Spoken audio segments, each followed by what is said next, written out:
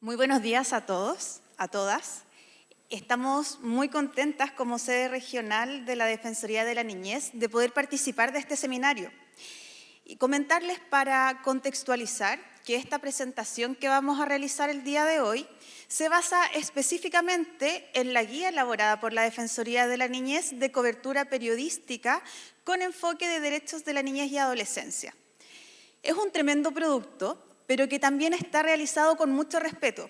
Nosotros sabemos que hoy en día están presentes estudiantes de periodismo, periodistas de instituciones, comunicadores sociales, y a partir de ahí, lo que se tuvo en mente al momento de trabajar en la elaboración de esta guía fue precisamente configurarse desde una base de poder darles consejos que se puedan configurar como un estándar mínimo cuando se trate de realizar la cobertura en temas que inciden directamente en niños, niñas y adolescentes.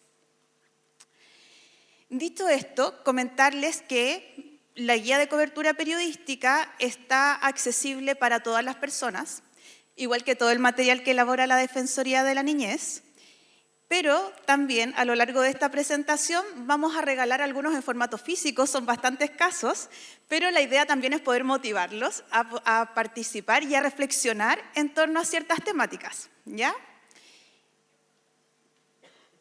Bueno, la primera pregunta que nosotros nos debemos realizar es: ¿por qué es importante que periodistas se capaciten sobre derechos humanos de niños, niñas y adolescentes?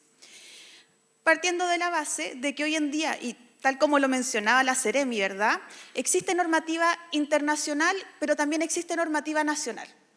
Como normativa internacional, la Convención de los Derechos del Niño, pero no solamente la Convención, que vamos a lo mejor a explicar un poquito más adelante, a profundizar en torno a qué es la Convención, cómo surgió y por qué el Estado de Chile debe cumplir con esta normativa.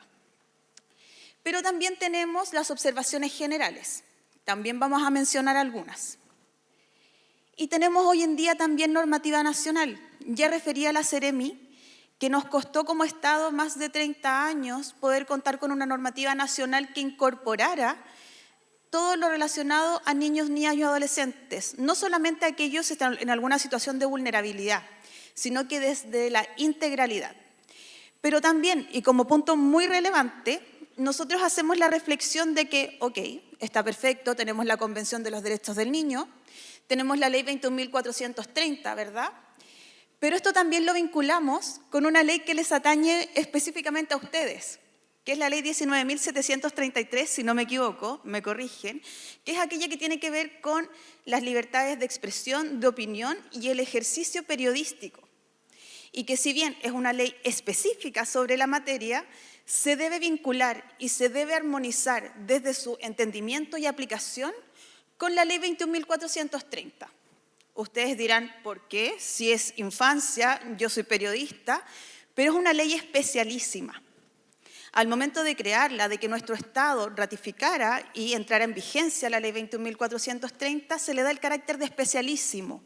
¿Y qué quiere decir esto? Que todas las demás normativas deben adaptarse y armonizarse desde su interpretación en torno al respeto, garantía, promoción y difusión de derechos de los niños, niñas y adolescentes.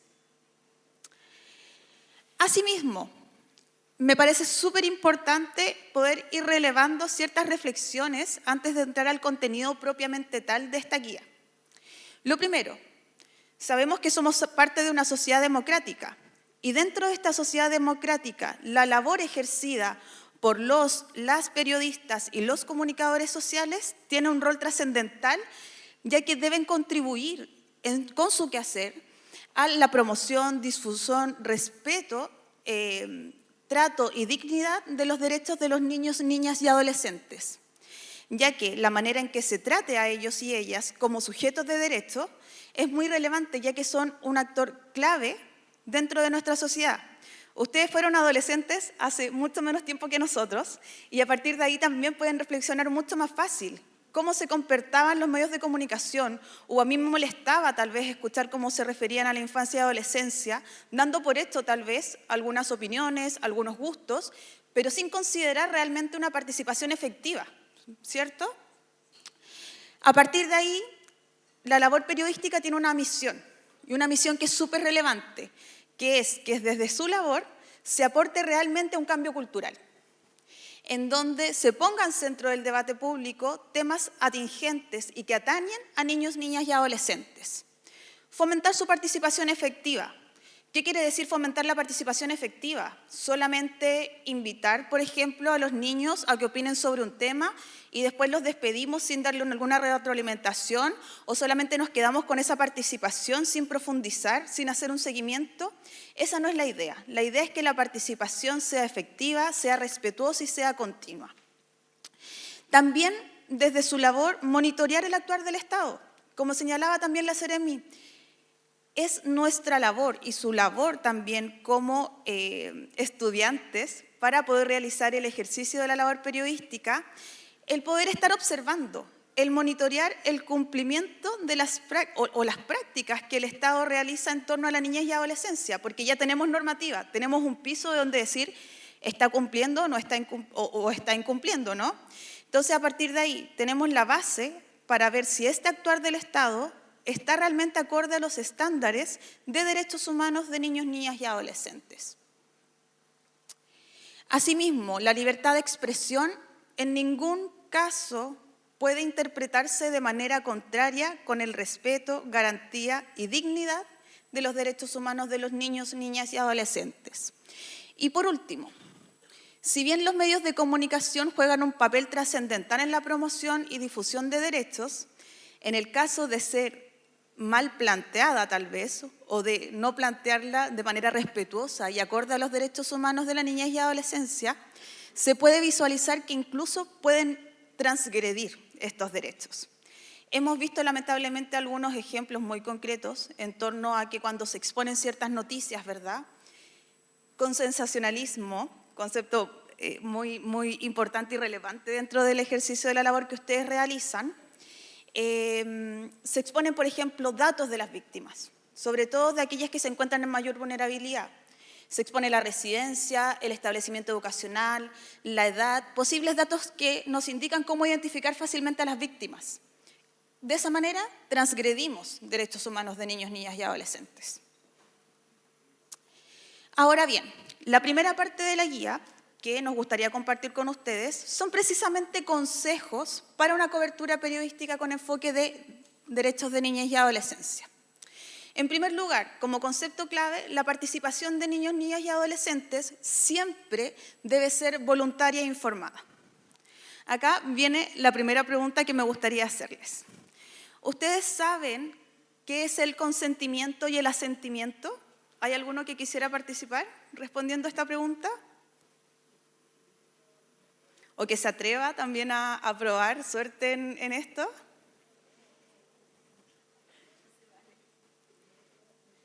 ¿No? Bueno, les comento.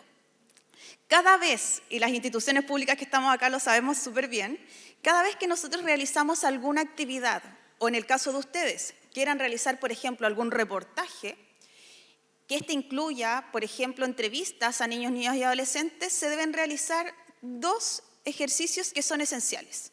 El primero es el consentimiento y el segundo es el asentimiento. El consentimiento es la autorización que se le debe solicitar a los adultos responsables de cada niño, niña o adolescente. Por regla general, padre, madre, pero puede ser familia extensa, algún cuidador, etc.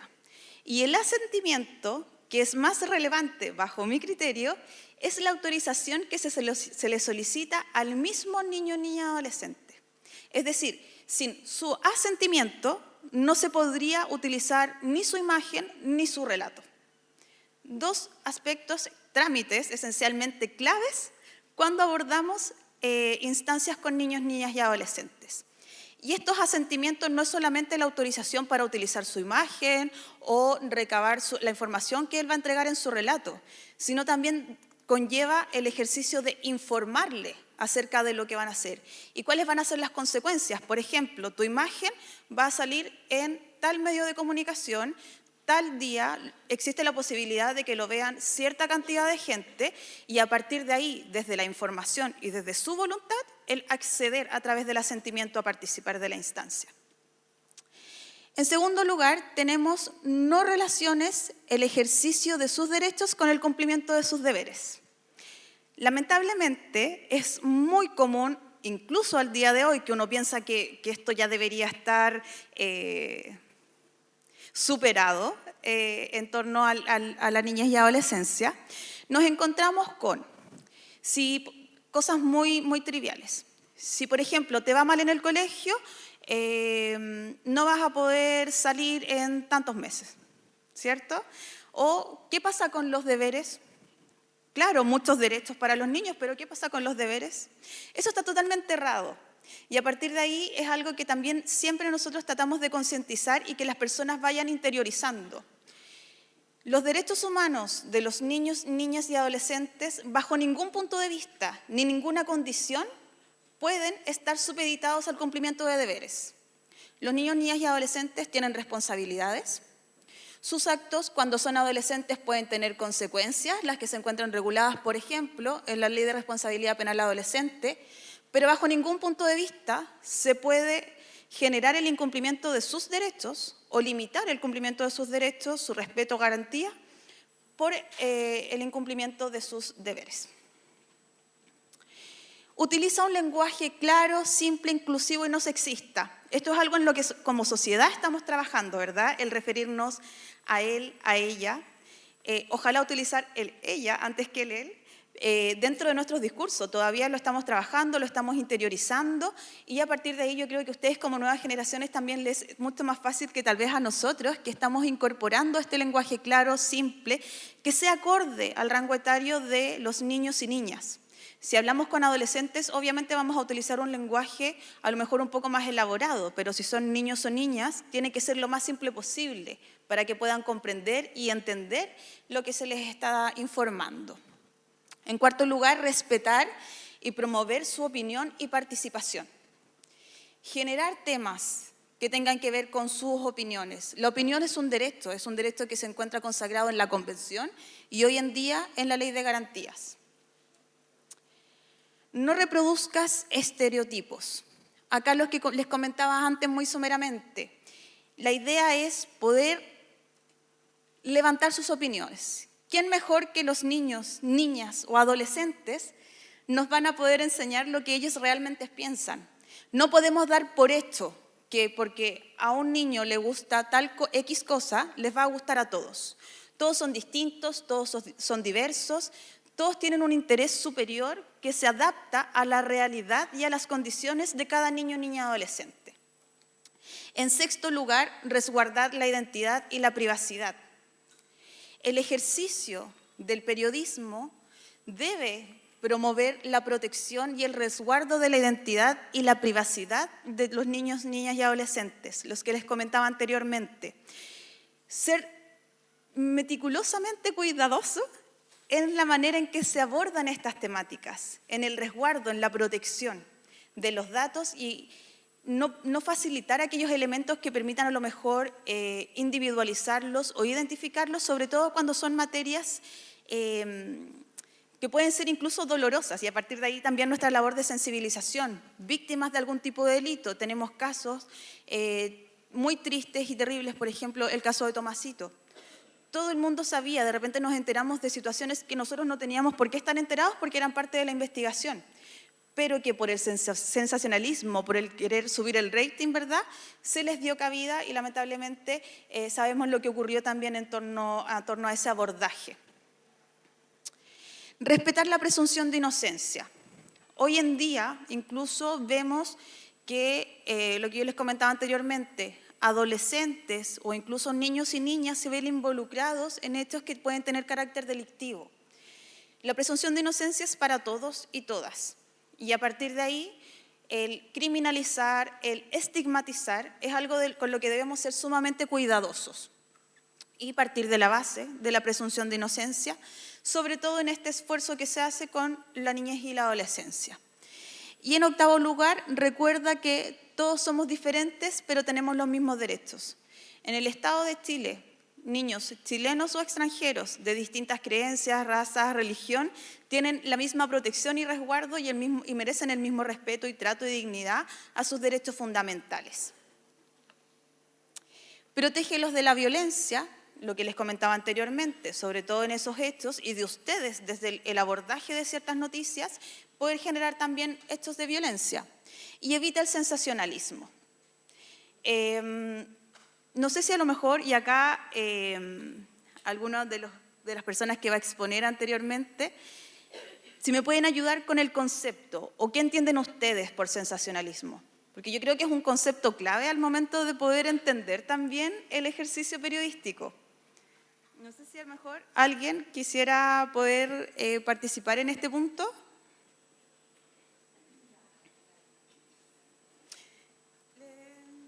Fomentar, ampliar una noticia. Hola, fomentar, ampliar una noticia. Sí.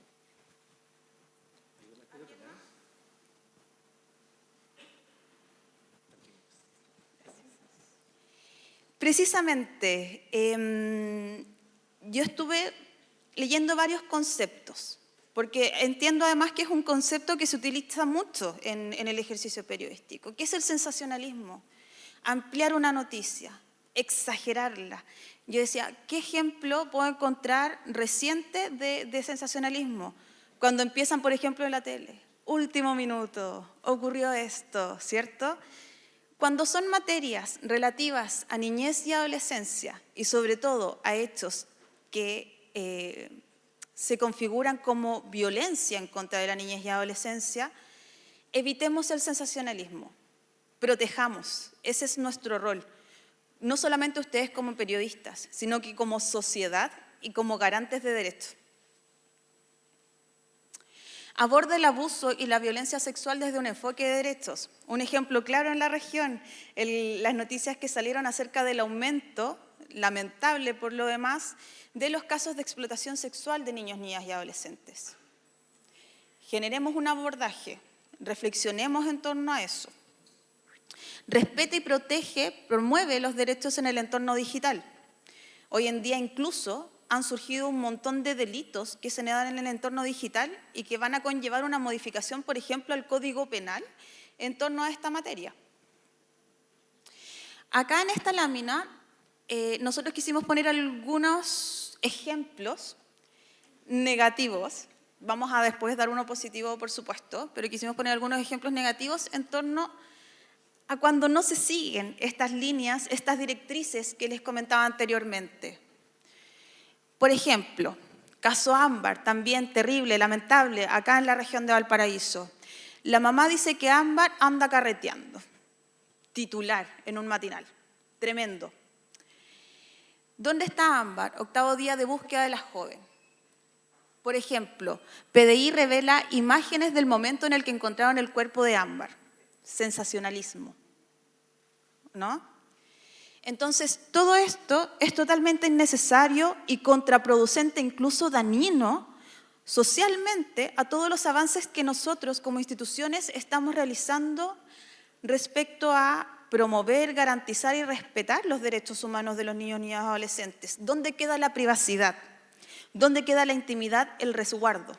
¿Verdad? Entonces, el cuestionarnos, el replantearnos estos, es precisamente uno de los objetivos de esta guía. Uso del lenguaje. En esta parte me la voy a saltar, pero ustedes en su carpeta van a encontrar una lámina con un código QR en donde, bueno, van a poder acceder a la guía y también hay un tríptico respecto al no lo digas, como por ejemplo lo que mencionaba en su presentación la Seremi. No digas menores, di niños, niñas y adolescentes. No digas prostitución infantil, di explotación sexual infantil. ¿Ok?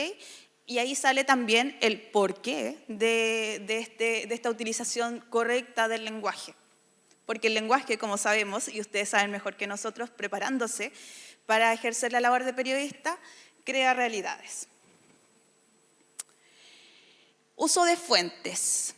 En este capítulo, y voy a tratar de ser más rápida en este punto, la idea es que cuando se realicen labores periodísticas en torno a materias de niñez y adolescencia se puedan utilizar fuentes. Y acá entregamos algunos consejos de cómo buscar estas fuentes, que sean diversificadas, que se consulte a organizaciones especializadas en la materia, cosa que los periodistas puedan también generarse un escenario mucho más amplio y técnico en torno a la materia, consultar la normativa nacional e internacional. Y en este punto es donde viene el buen ejemplo, que no está en lámina, pero nosotras ahí con el equipo, que Paula está presente como equipo de la sede regional de la Defensoría de la Niñez, encontramos el reportaje de Bajos de Mena elaborado por una periodista de Chilevisión hace algún tiempo atrás, y es un reportaje que cumple con todos y cada uno de los consejos que nosotros entramos en la guía, no porque estén en la guía, sino porque de alguna manera la labor que ella realiza en este reportaje incorpora participación, trato respetuoso, búsqueda de fuentes. Se asesoró, aprendió, estudió sobre la materia con especialistas, acudió a instituciones. Nosotros les recomendamos poder verlo, no haciéndole propaganda a nadie, tal vez hay otros muchísimo mejores, pero nos pareció como un buen ejemplo para observar e ir esgrimiendo cada uno de estos conceptos que están incorporados.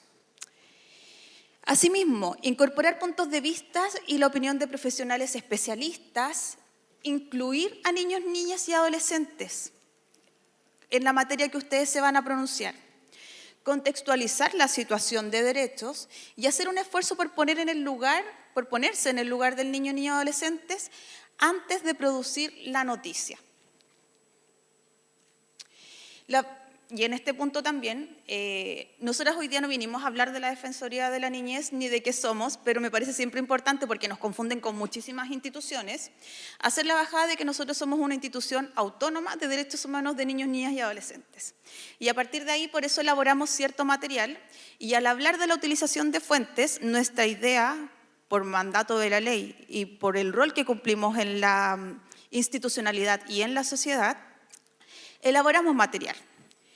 En la página www.defensoriadelaniñez.cl, hablando de fuentes, nosotros contamos con todos esos links para que todas las personas puedan acceder a ello. La biblioteca digital, estudios estadísticas, todos nuestros informes anuales y el Observatorio de Derecho. Además, diagnósticos anuales en torno al estado de los derechos de los niños, niñas y adolescentes en Chile. Pasando el dato también para que ustedes puedan encontrar esa información. Los medios de comunicación y las observaciones generales. Bueno, en este punto, y tampoco la idea es profundizar para no aburrirlos, para que después pasemos a la segunda fase de este seminario, es comentarles las observaciones generales, y tal vez esto un poco más leguleyo. Son precisamente informes elaborados por el Comité de los Derechos del Niño, que lo que hacen es generar directrices y lineamientos que ayuden a interpretar a los estados la Convención de los Derechos del Niño, entendiendo que los estados, la sociedad y las personas avanzan continuamente, ¿no? Somos dinámicos. Entonces, a partir de ahí se generan las observaciones generales. Estas son las más relevantes para esta materia y las más incidentes. Tenemos la observación general número 12 sobre el derecho del niño a ser escuchado. Esta observación general señala expresamente el rol de los medios de comunicación. El rol de los medios de comunicación es trascendental y los estados deben generar normativa que también los mandate de alguna manera a generar instancias, a poder crear contenido, a darle espacio en los medios de comunicación a materias relativas a niñez y adolescencia. Antes nosotros como Estado de Chile no contábamos con esto. Hoy en día al menos tenemos la Ley de Garantías, en donde por el artículo 2, medios de comunicación se incorporan e integran como garantes de derecho, pero también interrelacionado con el artículo 29 de la misma normativa relativo a la libertad de expresión y opinión de los niños, niñas y adolescentes, en donde se señala explícitamente que los medios de comunicación deben fomentar el respeto y garantía, deben fomentar la participación, deben crear espacios dentro de su contenido relativo a niñez y adolescencia. La observación general número 13. Derecho del niño a no ser objeto de ninguna forma de violencia.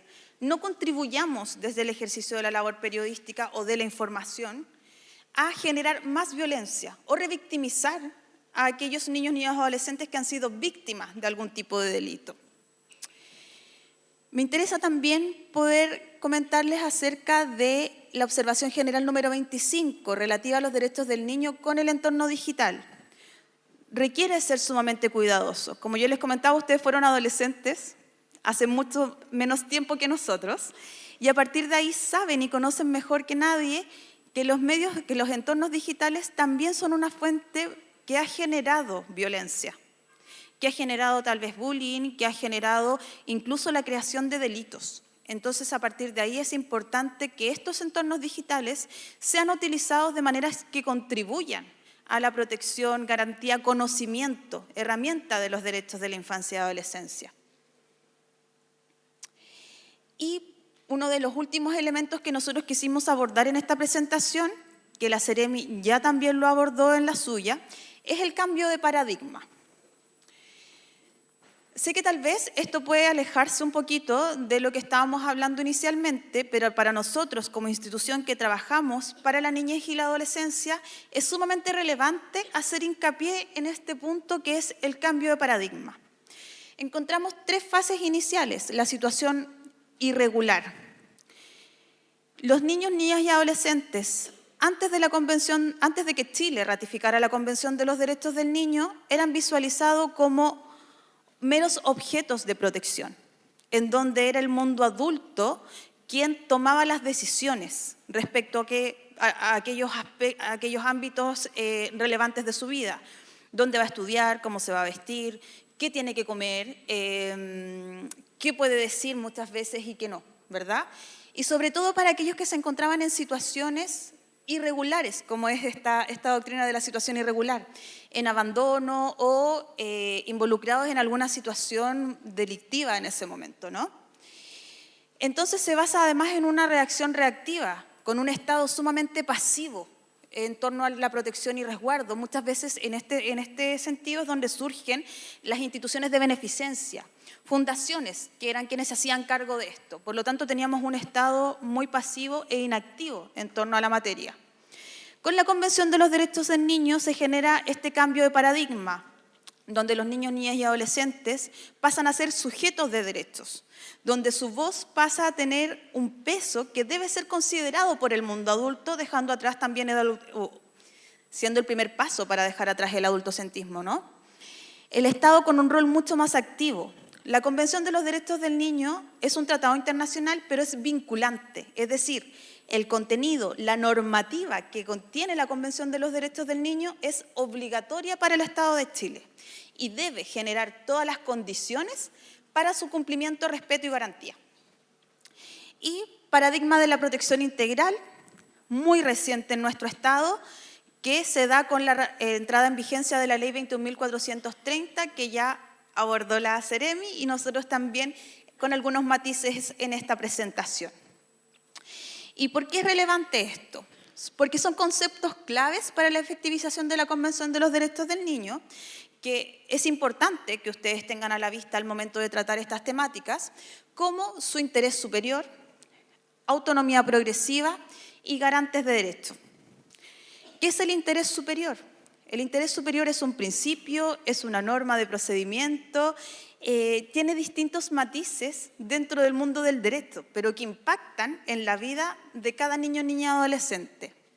Autonomía progresiva, la posibilidad de autodeterminarse a medida que se va desarrollando, pero que es distinta atendiendo a las condiciones de desarrollo de cada uno de los niños y adolescentes. Y garantes de derechos, ya explicado también por la Seremi en torno a este mandato de contribuir, respetar, garantizar en torno al derecho y garantía de la niñez y adolescencia. Y acá, la Ley 21.430 aborda precisamente esto. Nosotros hoy en día hemos dejado súper en claro que los medios de comunicación son garantes de derecho, ¿verdad? Pero el punto es que nosotros como personas, como individuos, somos garantes de derecho con distintos matices. Primero porque muchos de los que estamos acá somos funcionarios públicos, el Estado a través de sus instituciones, ¿verdad? En segundo lugar, las familias. Aquí ya entramos la mayoría, ¿no? Si tenemos primos, sobrinos, hermanos, ¿verdad? La familia, garante de derechos. Y la sociedad, como sociedad, nuestros vecinos, cuando circulamos por la calle y vemos alguna situación, ¿qué hacemos? ¿Reaccionamos frente a ello? Entonces, a partir de ahí es relevante para la vida y para este cambio social que se quiere hacer el poder concientizar en torno al rol que cumplimos como individuos de garantes de derechos. Pero para ser garantes de derechos también tenemos que primero conocer cuáles son los derechos de los niños, niñas y adolescentes. Acá hay un pequeño esquema en donde también ustedes lo pueden visualizar. Nosotros les dejamos en las carpetas la información, códigos QR acerca de la Defensoría de la Niñez. También hay distintas instituciones del Estado, como la Seremía de Desarrollo Social y Familia, que contiene esta información, en donde la pueden profundizar cuando sea de su interés. Y uno de nuestros eslóganes principales para finalizar esta presentación es que todos somos defensores y tenemos el rol de promover y respetar los derechos humanos de los niños, niñas y adolescentes. Así que muchas gracias, espero que les haya servido esta presentación